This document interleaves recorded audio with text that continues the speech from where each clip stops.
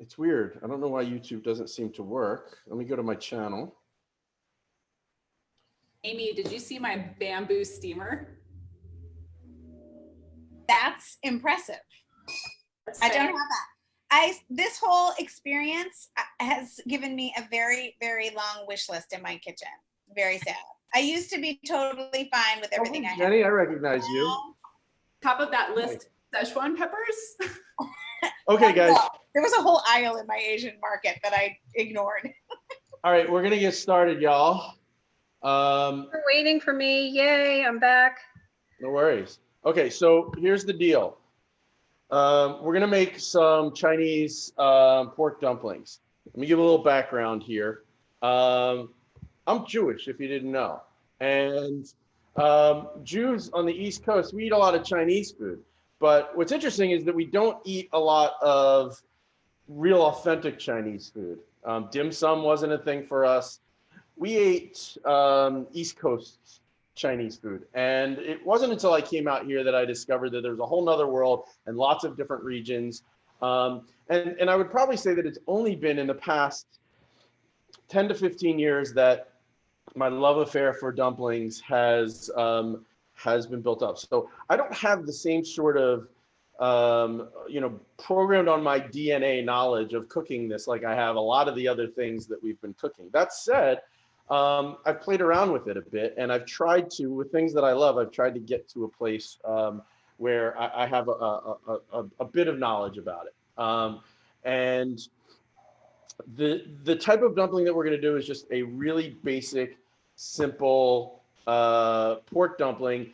I can show you a couple little techniques for fancy folding, but the truth is that with these sorts of homemade dumplings, I actually think they're better without any fancy folding. I think that brings a textural change to them. I like the way that they come out when they're fairly rustic.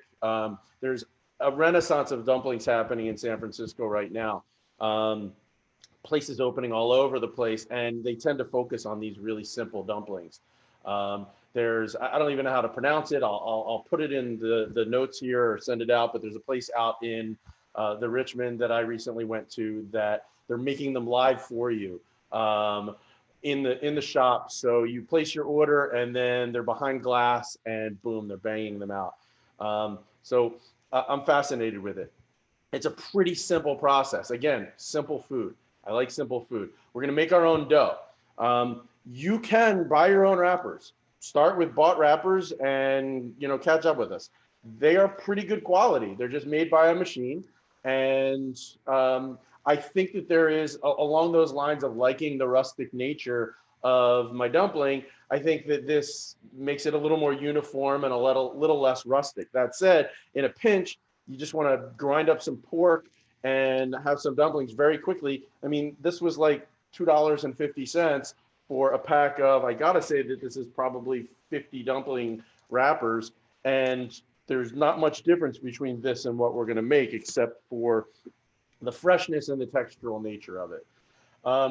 So what we need are the ingredients I sent to you guys. I'm going to use both my stand mixer and my food processor. You can use neither. You can use both. You can use one or the other. What I'm going to do is I'm going to make the dough in the stand mixer. If you're making it by hand, you're just going to emulate a mixing motion and you're going to knead it essentially. So while this is kneading the dough, you'll be using the heel of your hand to knead the dough like any other dough. I'm going to use the food processor to chop up some of the vegetables, but then I'm going to finish the vegetables in the dough. Yes, Amy, the dough hook. So I'm going to use the dough hook for the dough, but then I'm going to use the sort of beating hook for mixing the meat. So we'll talk about that when we get to it.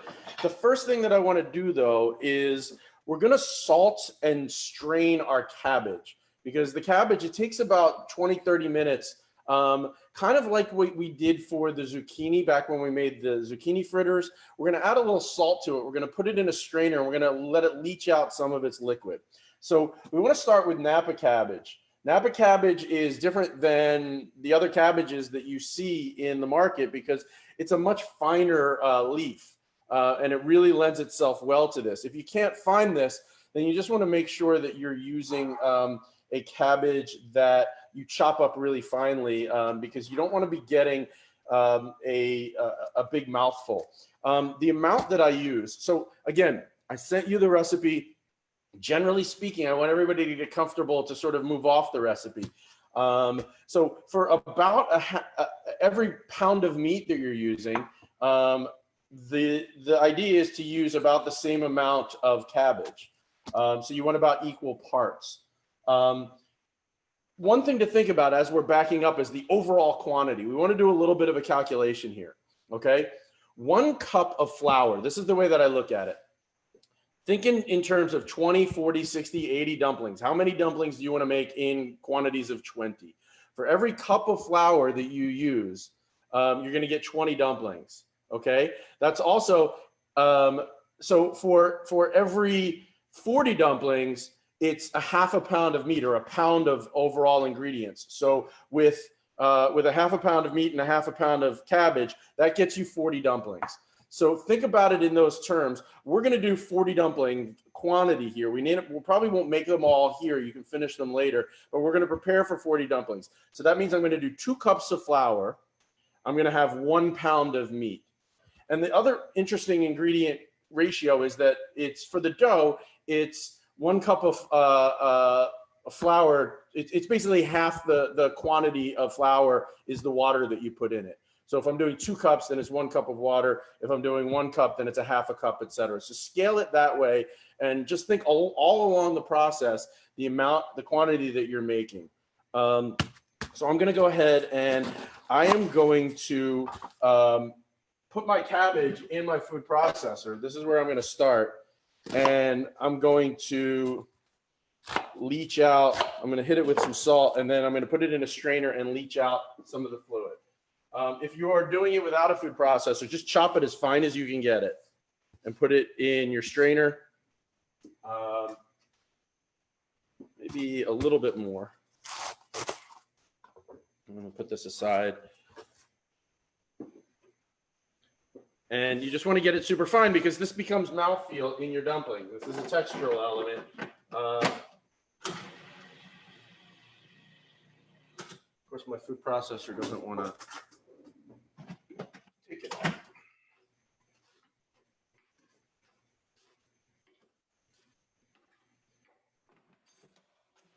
There we go.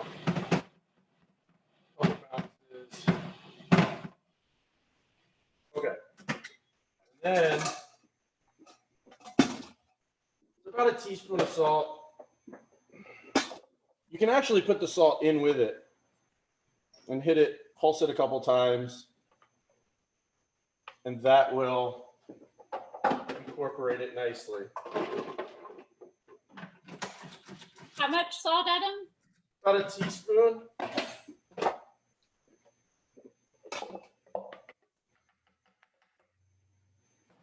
I always forget to do this. I got to pull up Facebook because there's always questions that people ask. And once I do this, what's going to happen is I have to mute the audio. Yeah, I know. I'm getting used to this. So let's open this and then mute the audio.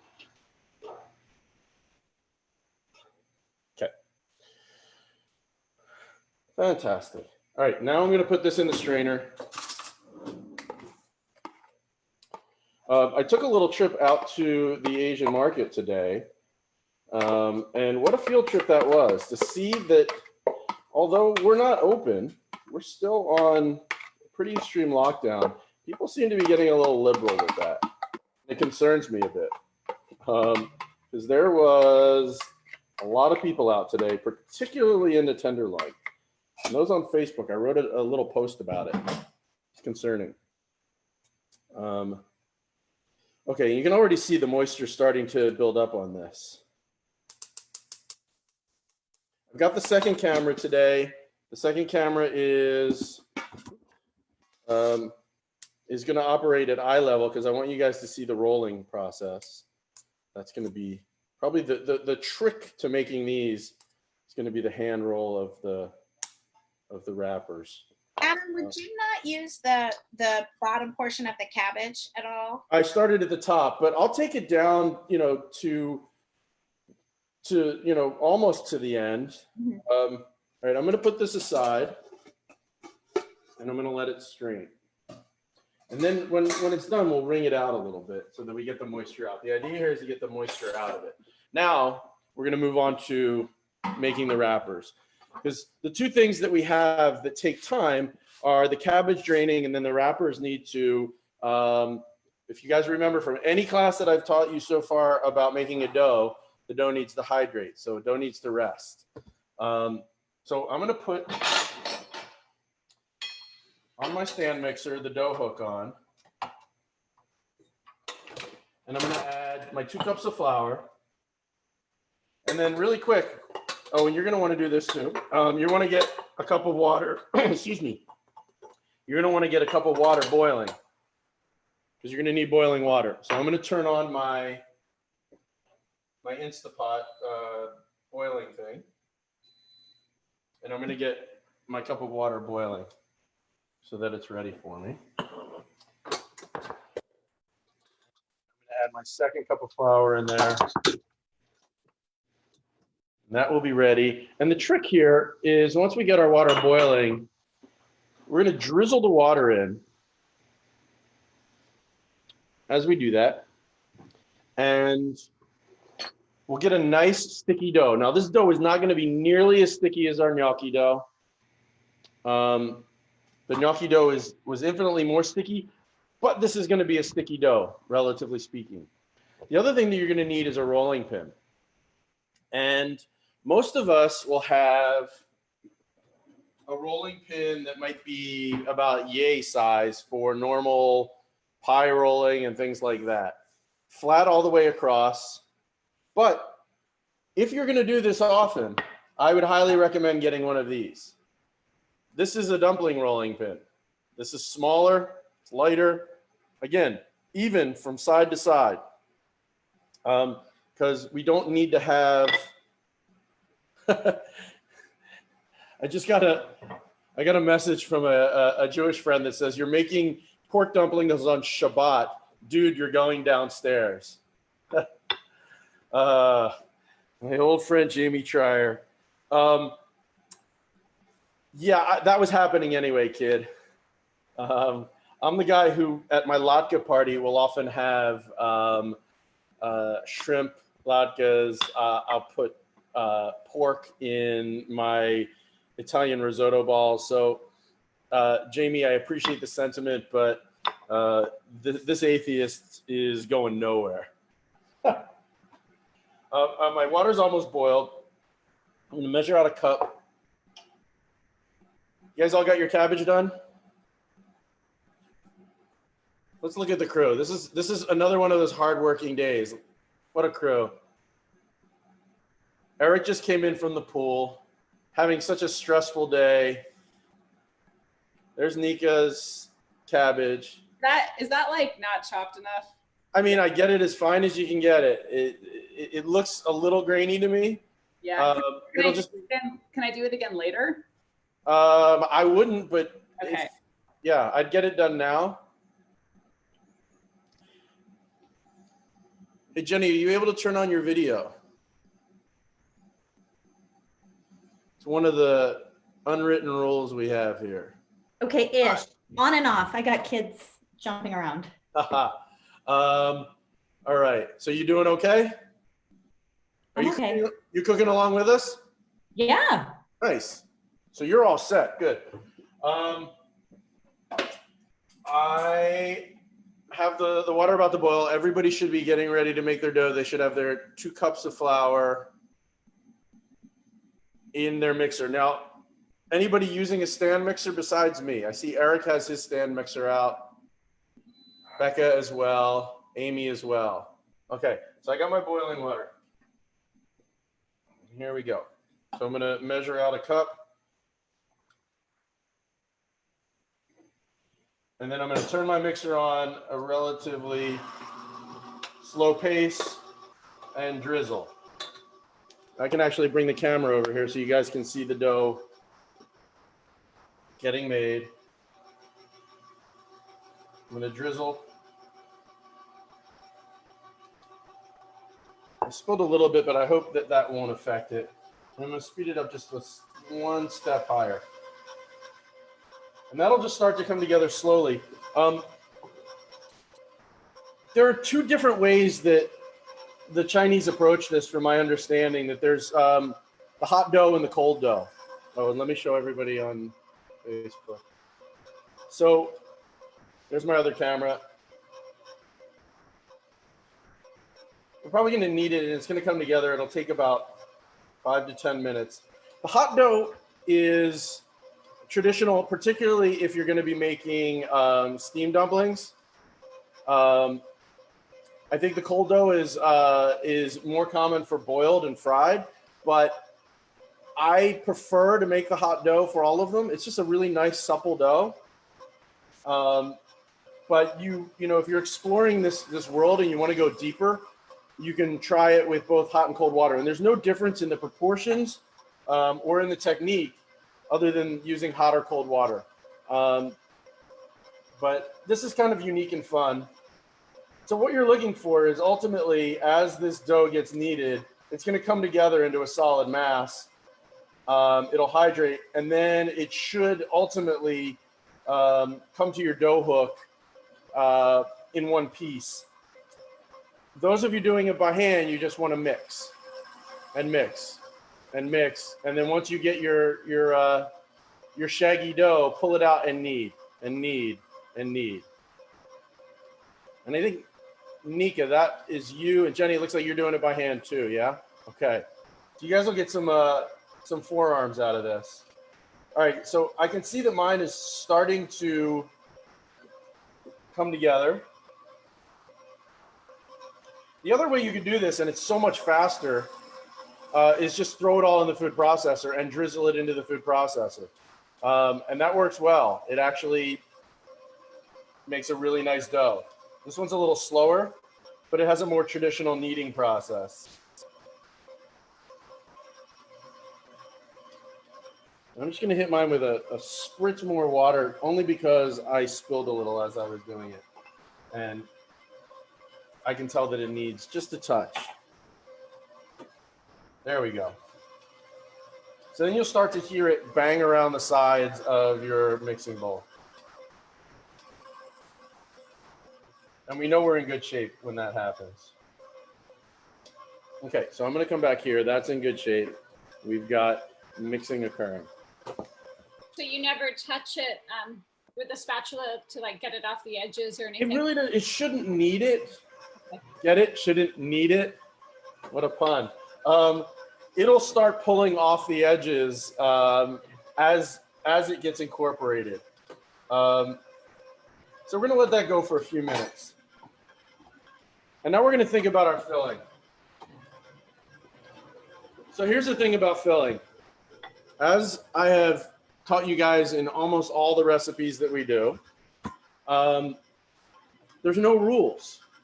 It's you know, generally proportion-wise, you want to think about the rough amounts that we've done here, but you get to choose the flavors that go into it.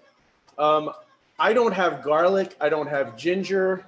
I don't have lemongrass. There's all kinds of things that could take this in different directions. There's a million different things that could take this in different directions. And that's up to you. This is the most basic. What I like about this is that it gives me some very subtle things that I like about a pork dumpling. It gives me the porkiness of the pork, a little bit of the beauty. We'll talk about the Shaoxing wine in a second, and some soy, and then just some green onion. Nothing beyond that in the flavor profiles to really distract from the purity of dumpling and pork. I like that. But by all means, as you make your recipes and you love ginger or you love lemongrass or something else, experiment, make it yours. So I'm going to start with the pork. The one thing that I do highly recommend, and most Chinese recipes call for it, is fatty pork. I don't see fatty pork at Whole Foods. It's just not a thing there. So you kind of got to go to your Asian grocer, and you will see, particularly here at New Meiwa, they've got a stack, a big pile of pork, and they've got a big pile of fatty pork. Take the fatty pork. Juicier, more flavor. The flavor's in the fat. So I'm going to put a half a pound of pork in here.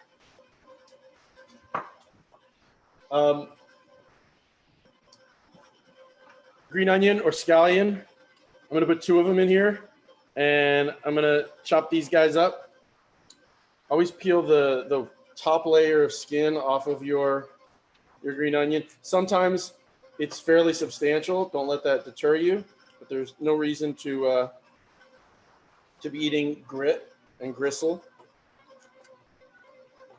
And we want to use the white part primarily, up to, I would say, a decent amount of the green. Here's the thing. If you like green onion a lot, if you love green onion, use more. It's not going to kill it. I'm going to take it, I'm going to slit it open and then slit it again. I like it nice and fine. So the best way to do that is to take the green onion, use the tip of your knife, and I just quartered it. Did you guys see that? You want to see it again?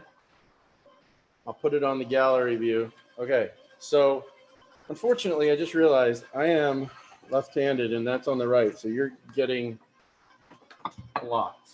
So let me move this and then you can see.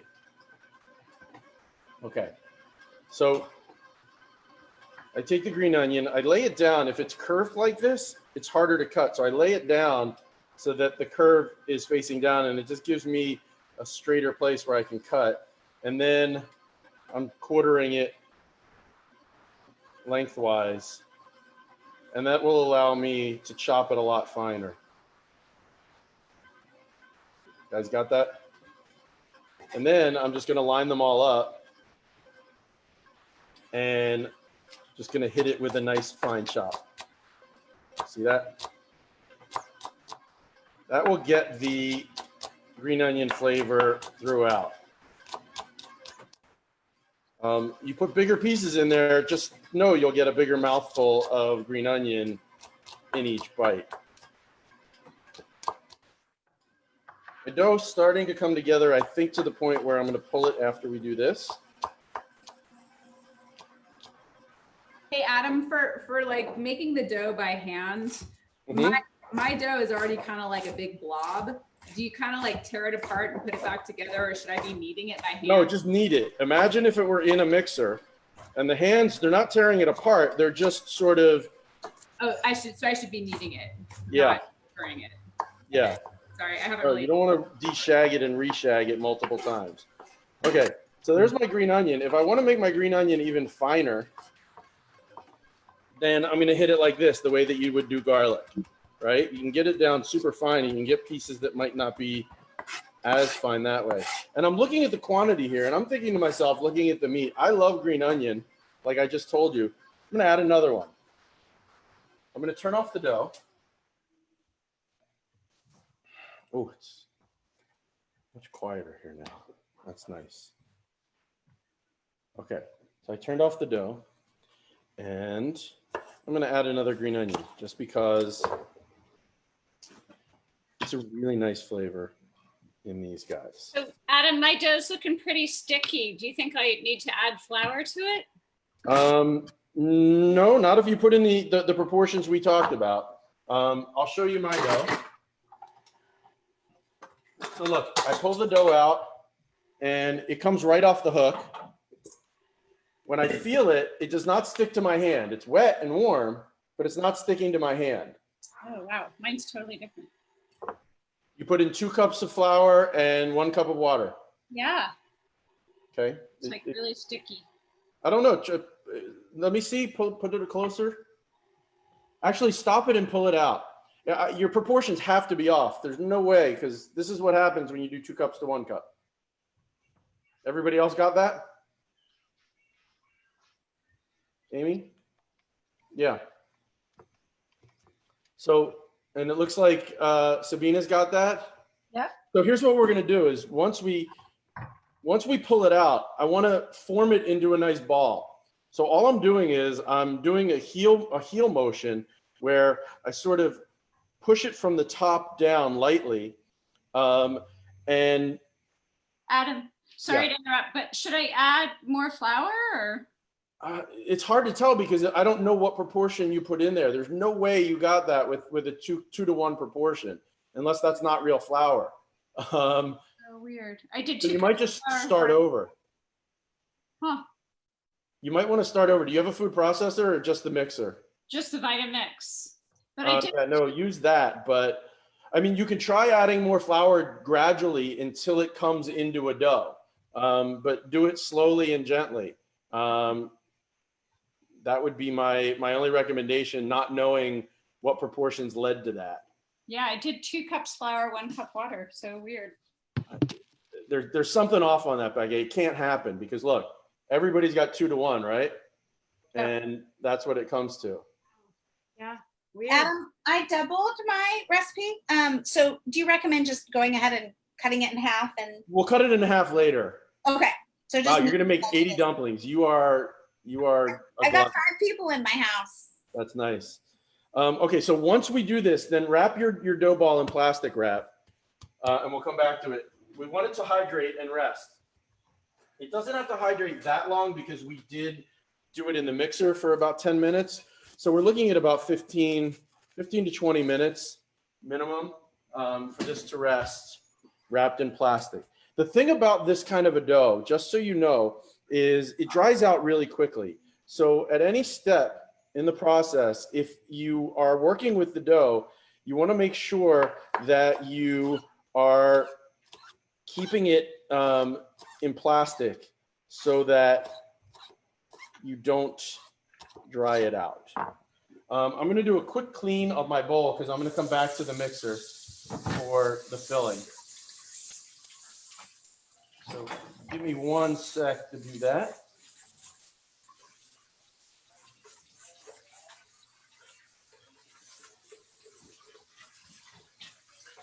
Hey, Eric and Robert, is it like 100 degrees up there today?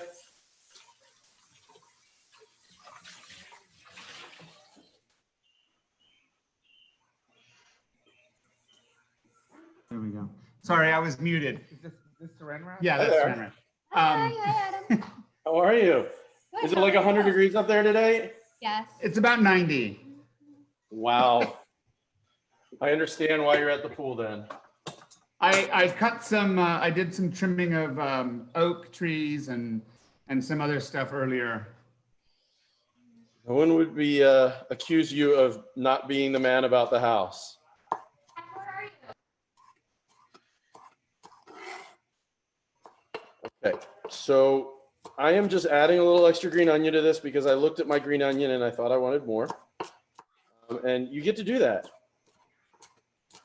You could make these a completely different cuisine if you want. You don't have to make Chinese dumplings. You can make them Italian. Though I'm going to show you guys how to make tortellini next week. All right, so I'm going to come back to this bowl. And I'm going to add my pork. I'm going to add my green onion, but I'm going to do it in the mixer. And then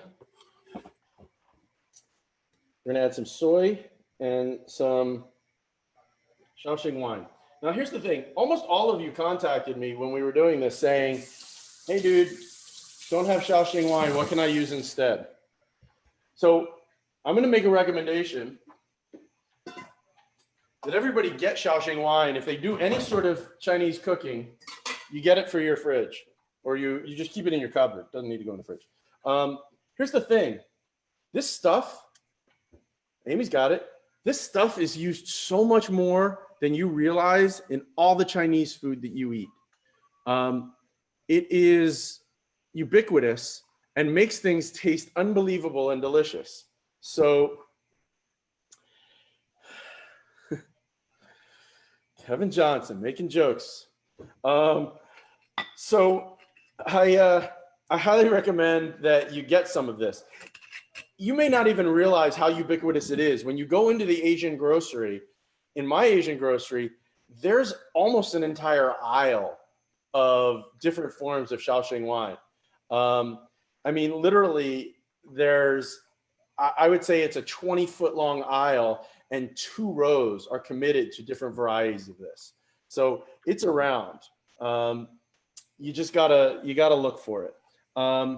Okay, so we're gonna put some soy sauce. I'm just using thin Thai soy sauce, and about 2 teaspoons is the recipe. So I'm gonna eyeball that.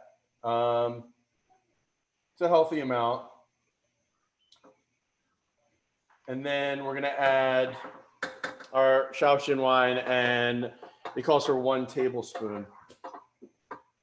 Okay, that's about 2 teaspoons of soy and a healthy little tablespoon of this gorgeous stuff. Okay.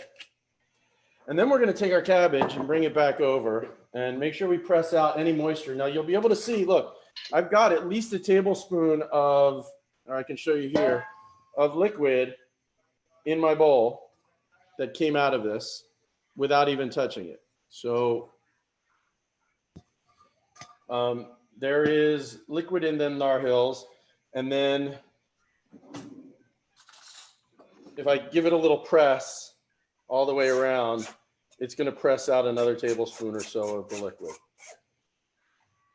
And then we can add this in.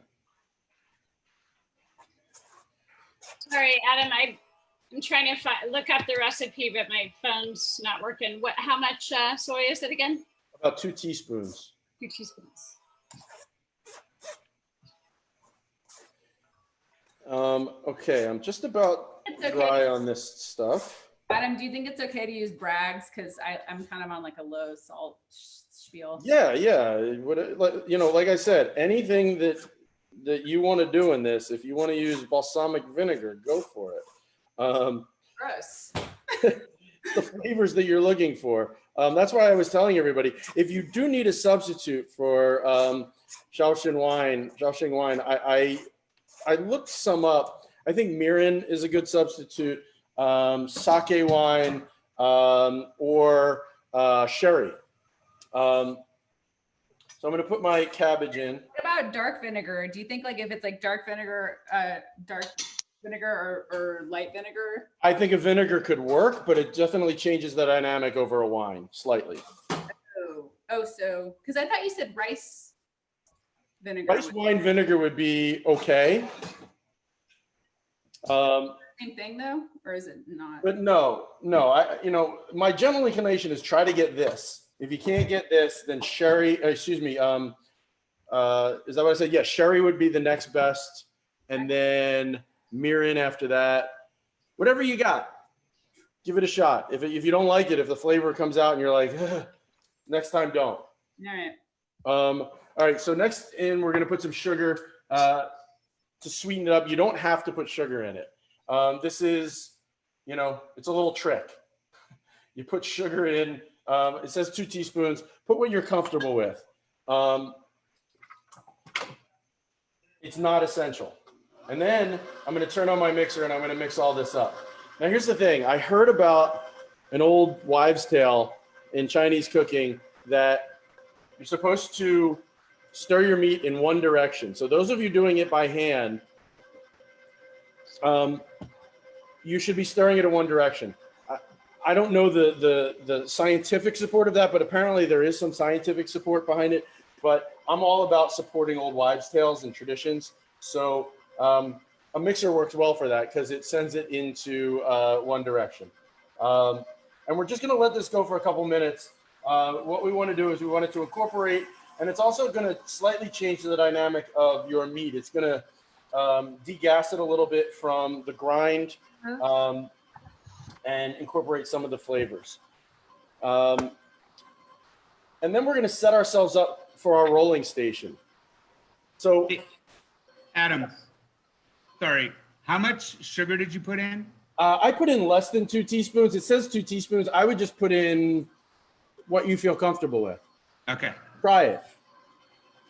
So I'm going to set up my rolling and boiling station. Now let's talk about the boiling versus fried versus steamed. Last year, I did an experiment with a group of friends, and we made a whole bunch of dumplings. And when we made those dumplings, we did fried, steamed, boiled, and we did them with store-bought and handmade wrappers. And the idea was we wanted to see what was the best dumpling. We ate a lot of dumplings that night. And what we determined was our favorite as a group. So there were kids, there were probably about 6 kids and probably about 7 or 8 adults. And what we determined was universally amongst everybody, the favorite was the handmade dough boiled dumpling. Okay. Just something about that was texturally and taste-wise everybody's favorite. The second favorite was a tie between the handmade dough and the bought dough fried dumpling. Okay, so in that order, and then the rest, the handmade dough on the steamed dumplings, and then the store-bought dough on the steamed dumplings. So interestingly enough, the steamed dumplings were the least favorite amongst the crew when we compared all of these. You can steam your dumplings. I'm gonna boil them today. And then there's one trick that I want to talk about. Maybe if you guys are interested, I can teach you. And it's basically the steam fry technique.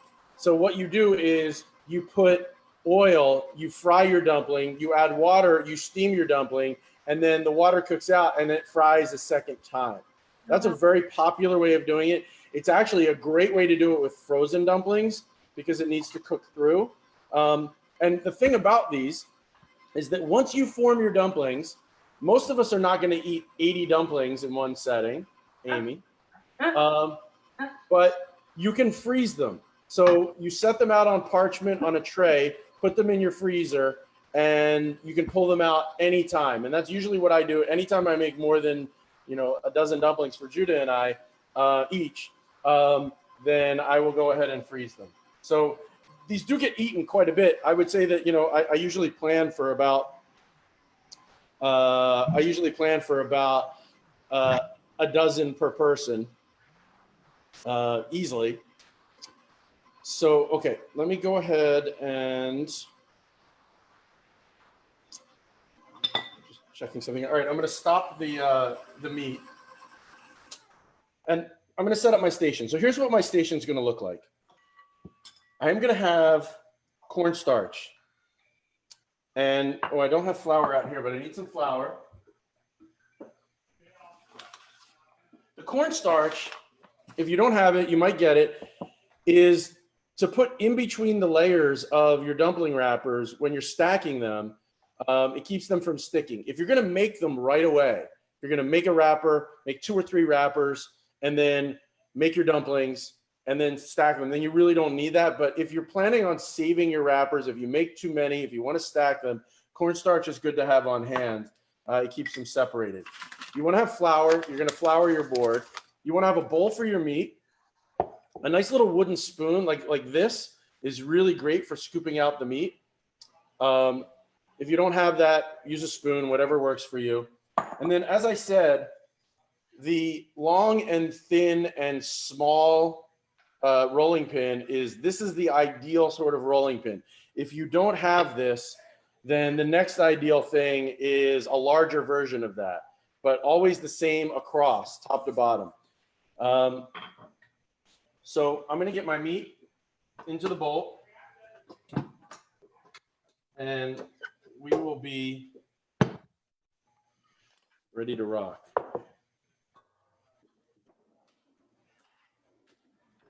A rubber spatula to transfer it. I apologize for any background noise today. It is so hot here. I had to open up my doors, and I can hear my neighbors and traffic and such. So enjoy life in the city. and everybody's home. Go figure. Okay. Dough is looking good. The meat is looking good. We're gonna make some dumplings.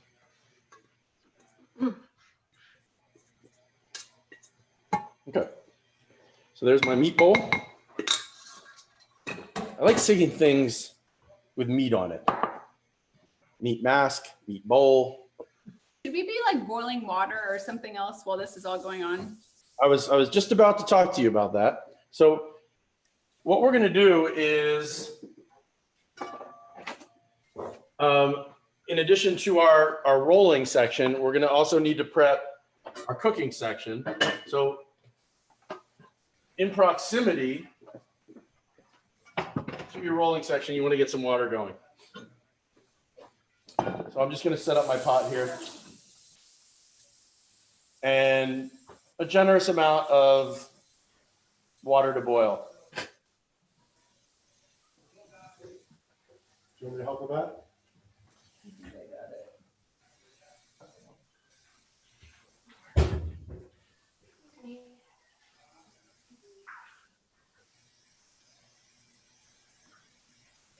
And then also a nice slotted spoon, or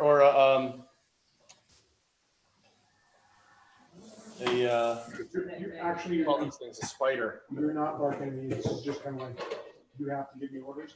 Somebody's got some background noise. Can you mute? I think that's Nika. Sorry. No worries. Okay. So is everybody ready to start rolling? Yeah? Okay, good. I saw Amy shake her head, so I'm just taking that. She's speaking for all of you. Still trying to figure out how to salvage my dough. Uh-oh. It's really sad. I don't get it. Neither do I.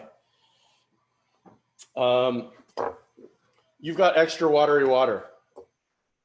Is that Oakland water? Okay. So here's how we're going to work.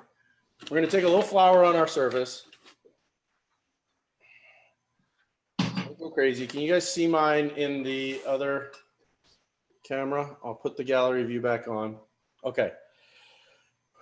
We're going to cut off a piece of this dough, and then we're going to wrap it back up. So we're going to cut off a piece, a sliver, I would say about yay big, maybe a fifth of it, just so that we can get comfortable with this. Now here's the thing. It's going to be a little sticky. We're going to add a lot of flour during this process. Okay? So don't worry about it being so sticky. Keep your flour on hand. Get ready to go into it. Make sure you've got a nice amount of flour on your surface. Don't worry about it being too much.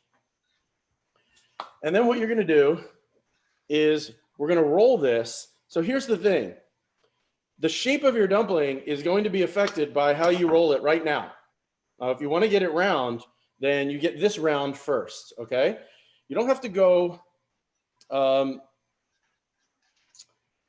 perfect. We're not looking for perfect dumplings, in fact, but this is the place where it starts, because what happens is as you roll it out, and you want it to be like a thick cigar, you can go a little bit thinner. Then we're going to cut off a piece. So mine is, I can tell you the size of it. Let me grab my, so about an inch. I'm going to go a little bit smaller on mine. And then what you're going to do is cut off a piece that's about yay big, right? So it's about an inch by an inch. And the key here is, because you've rolled it round, when you, if I cut off a second one here, I'll show you. When you press it down, okay, so this is the round guy right there. You're going to press it from this side, not the side. So when I press it down, I get a nice little disc, okay? Then what I do is I take and I put flour on my rolling pin, keep flour in my hands, and here's the motion you want to figure out. Your rolling pin always stays perpendicular to your body in front of you like this, see?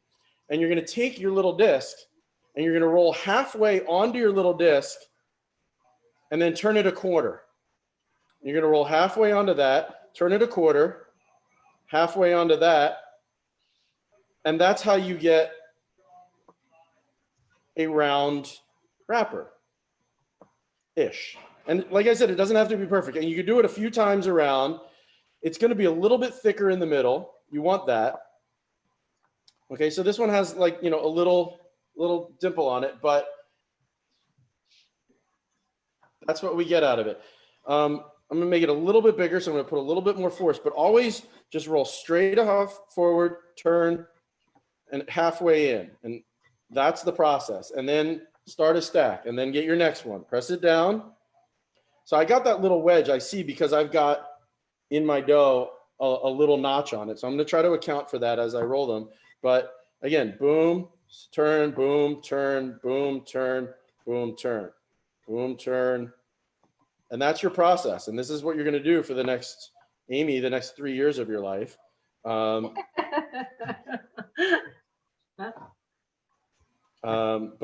yeah, it takes not that much practice.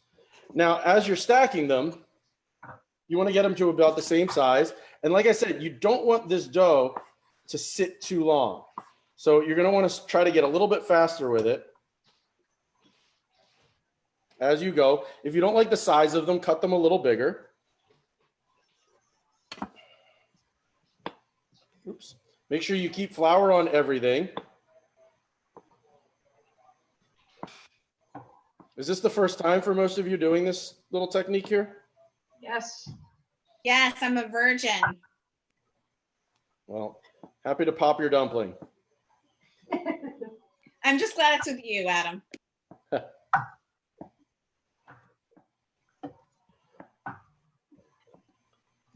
And it's okay if they're oblong and different and funky. That's, you know, that's how we roll. Get it? How we roll? Dumplings, roll, in. I laugh every time.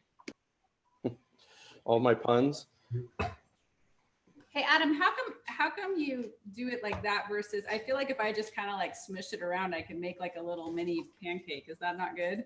You're gonna have to ask the Chinese grandmothers who invented this technique. You can try it, but to me, this works a lot better in getting them round. Any way you can do it is fine by you. You can try to, you know, use a tortilla press if you want. But this is the way they do it in China, and I like it.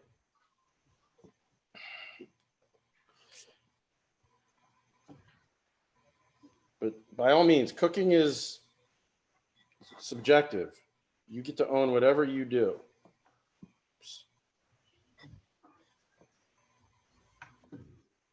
So I'm going to do maybe a dozen of these before I start to wrap them. Though I do want to teach you to wrap them. Actually, after this one, I'm going to teach you to wrap because I don't want my dough to dry out. These ones, they dry out pretty quickly. So this would be the point where you would wrap these in plastic, put, if you're going to do like a ton of them, and put some cornstarch in between them. So I'm just going to wrap this one back up, and I'm going to teach you how to wrap. Let me see how my water's doing. My water's starting to come up, so this will be good. I'm going to get a tray with some, I'm going to line it with parchment. I almost always line a tray with parchment no matter what I'm doing. So this in particular helps them from sticking to the metal, but it also helps you to keep your trays cleaner. Multiple benefits. Okay. If we don't have cornstarch, what did you say to do? Just use flours. Cornstarch is only if you're, you know, stacking them and want to use them later. But if you're using it right now, we're going to work with them quickly. Okay, so here's the technique to make the most simple dumpling. Take a dumpling and you put it in your hand. You take your little spoon guy and you put a nice amount. That's about the right amount. You see how much I put there? You put a little bit more, you put a little bit less. I put a tiny bit more than what I just showed you. Okay, and then what you're gonna do is you're gonna bring it up and pinch it together at the top. And while you're holding it there, there's a couple different ways you could do this. You could just continue to pinch all the way along. That's the way I do it. There's a cool technique though. If you take and you make a V with one hand and a V with the other, and you're gonna have to bend one of your fingers to get it out of the way, you can pinch them like this by making the V and getting your dumpling together. Either way works. You can just go along like this as you're getting started, but you might want to play with that technique where one of your index fingers needs to be bent so that you can get them together, and then it lands on just making a simple crescent dumpling. Now, I like this. I'm good with this. There are other dumpling shapes you could make. So let's play with them. There's the triangle. I don't know if you guys have seen I'm sure you've seen the triangle ones. The reason that I might make different shapes would be if I'm using different meats or something, it's a different style of type of dumpling and I'm serving them all together or I'm freezing them and I want to be able to tell the difference. So to do the triangle one, you start in the middle and you go outward on one side like this. I'm going to show you on the other camera. You go outward on one side like this. And then with this part, you push up. You push it up to the middle. And then you get your triangle shape. And then pinch all. You want to make sure they're all sealed, but that gives you the triangle. You see that? So if you're inclined to make triangle ones, that's how you get a triangle. And then the most famous one I think you guys have seen is the crescent. And you can do a crescent two different ways. You can do a crescent. So I'm going to do a third one here. Put my meat in. So you can do a crescent in one direction, or you can do a crescent in both directions. So the way I've always done it is that I come in and I seal together and then I do the folds. So I'm basically folding it back in and around and pinching, back around, pinch, back around, pinch. So you're almost scalloping it. And that gets you your crescent dumpling with your little wedges, your little ridges. You see that? So that's a straight one direction crescent. And then you could do a two direction crescent. This is a little trickier. I don't know if I can do it because I got a tiny wrapper here, but I'm going to try it. Where you start in the middle and you work. So you pinch the middle and you work towards the middle on one side, hit it with, two shots, then flip it and go to the other side and work towards the middle. And then you've got a two-sided dumpling. Not very good. Mine didn't come out that great, but you get the point. All of these, I kind of feel like if you're trying to show off, you want to be playful, that's by all means do that. But to me, the first one that we did, where you're literally just pinching a dumpling, they come out texturally, they're all taste the same. But texturally, I kind of prefer the simple and rustic. So again, it's just a little double flying V there and a little bend. Shut up. And that gets you your little half moons. So I'm going to finish now rolling out just this little cigar here. Hopefully my water will come boiling and then we can boil them together. And believe it or not, that's pretty much it. It's pretty simple. I didn't see what you have boiling. Just water. A pot of water, or? Yeah, just a pot of water for boiling the dumplings. So I'm gonna roll out 3 more here. So I keep sticking, and you have to make sure that you've got flour on your rolling pin. These rolling pins, anybody local, if you want to get one, you can get at Numewa for, I think, $1.99. Not a crazy purchase. The trick is being able to find it. And I'm not going to tell you where it is. You have to go on a scavenger hunt yourself. Now, the last thing that I want to talk about when we're making these is sauces. I'm going to go back to top view. So I think the greatest sauce combination for a pork dumpling, there's a little place, a dim sum place I go to out in the Richmond near Numewa, and they make this. I'm almost out and they're closed right now, but this is a red chili oil. It's actually not that spicy. And a lot of dim sum places like Shaoxing will serve that chili oil with some soy sauce and even some spicy mustard. So I like to make a little bath for my dumplings of those. So I'll take this chili oil. A good friend of mine turned me on to this though. It's called Chili Crunch. And they swear by it that this is the greatest condiment ever. And it's not just for dumplings. It's for so many things. Put it on your eggs in the morning. My water's boiling. So here's the thing. I want to turn it down once I get it boiling. I don't want my water to be like raging boil. We've done this in a couple of our dishes, but it can break down. This is just a flour and water dough.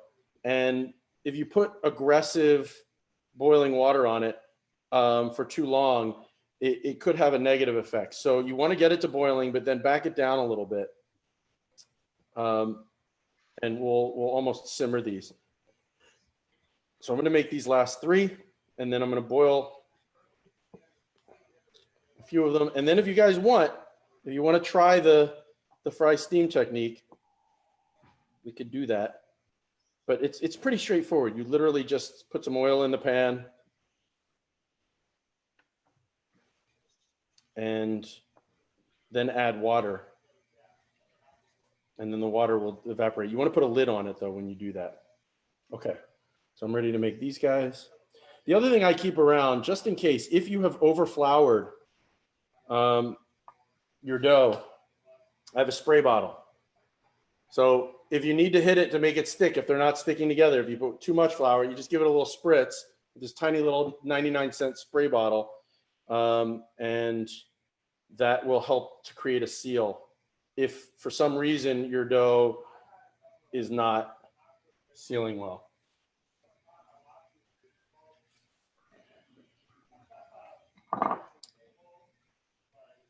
The spray bottle has water in it, Adam? What's that? Spray bottle has water in it? Yeah, it just has a little bit of water. And like I said, it's only if you're in a situation where for some reason your dough is over floury and you're not getting the kind of seal that you're looking for. All right, one more. And we are gonna go boil. Amy, I'm dying to hear how many you guys wind up eating tonight. I know your husband can pack it away, even though he weighs like nothing. Yeah, he can pack it away. My children can pack it away. And this guy right here. Oh yeah, you got a 6'4" beast in the house. I forgot about that. It's a beast. And look at the beast making the dumplings. Nice. The pork print. Beautiful. So here is a little shot. I'll show you on this camera of just 5 of the dumplings that I made. There's one other shape that I could show you that is somewhat common. I think they call it the rose petal. Oops, accidentally did that again. I think they call it the rose petal or something, where you basically make it like a tortellini. So I don't know if you're familiar any of you guys are familiar with how you make actually a tortelloni, which is the bigger form of the tortellini, but you take this round guy and then you just fold the corners onto themselves like this. And that gives you the rose petal. So that is beautiful. And Sebastian says he has experience in the rose petal. He's very all right. excited. Yeah, so there's the rose petal. All right, so I'm going to drop these into my boiling water. I'm going to use, when I do that, I'm going to use my slotted spoon so that I'm just not splashing them all over the place. And then I'm going to get a plate.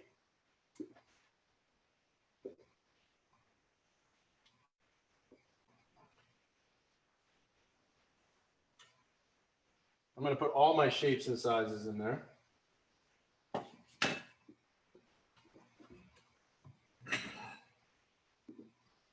And I would usually serve these with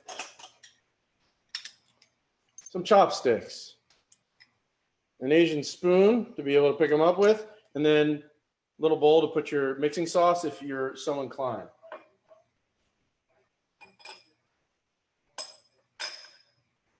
So let's take a look over here.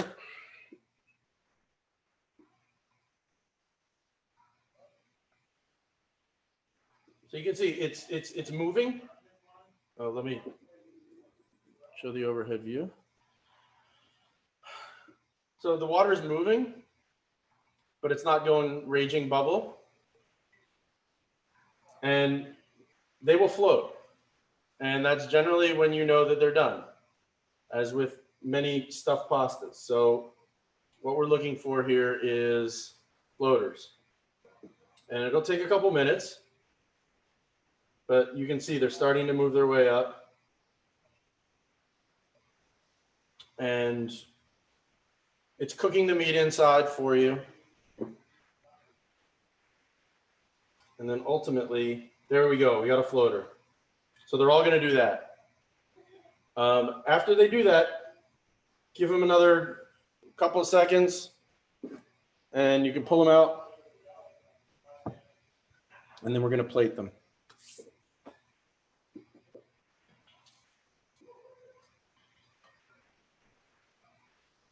Is everybody with me along except for Becca Dodd, which I know we've got dough struggles. I think I'm gonna, the boys are out, but when they get back, I think I'm gonna send them out for dumpling wrappers. I can't salvage this. Well, you could start fresh. The dough comes together pretty quickly.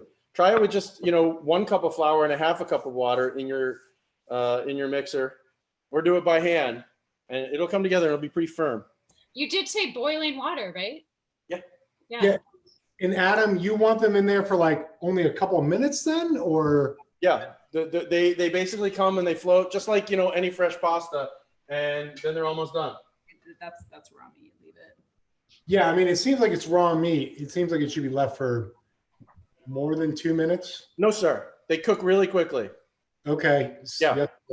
You'll see. It's not a lot of raw meat. May I have another? Here, I'm pulling mine out right now. Let me pull out one of the weird shaped ones, and we'll cut it open, and you'll see it's totally cooked through. Once they float, that means that it's pretty much not raw meat anymore. So here, there's the inside, and it's cooked. Ooh, it's really hot though. And it's delicious. And you're gonna taste that wine is gonna come through. So, like I said, once they float, just give them a minute. And it's more about the consistency of the wrapper, that you want to make sure that that's cooked through, because it's going to be, you don't want it to be too doughy. And the better you get at this, the thinner you'll be able to make your wrappers, so that they, a nice thin wrapper. That's one of the benefits of the professional ones, is they really do have thin wrappers. All right, so I'm going to pull all of these now.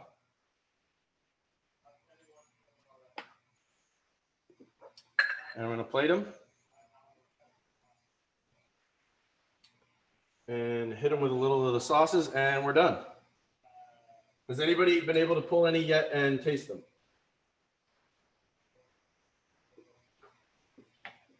I would love to hear your thoughts before we sign off. We're gonna try to see if these are done. Should be. If you put them in boiling water for 2 minutes, they're gonna be fine. These are absolutely friggin' delicious, Ad. Yeah, you got them done already? Yes. I have some, but they're too hot right now. I'll try it. And I have to confess, I'm doing one batch of pork and one batch of mushroom. Okay, so if you're doing mushroom, you might want to put egg in your batter because you're not going to have the protein to do the binding. Ah, okay. So yes, anybody who decides to do these vegetable, a big factor would be that the protein in the meat is what's creating the binding, and you don't get that with mushrooms. So here is the finished product. I'm gonna come back to the overhead. What's that? And here's a shot of mine with a little of the red chili oil on them. Finished I product. think we could probably put a tiny bit of this in there. What about this one? And that and soy sauce. So guys, my work is done here.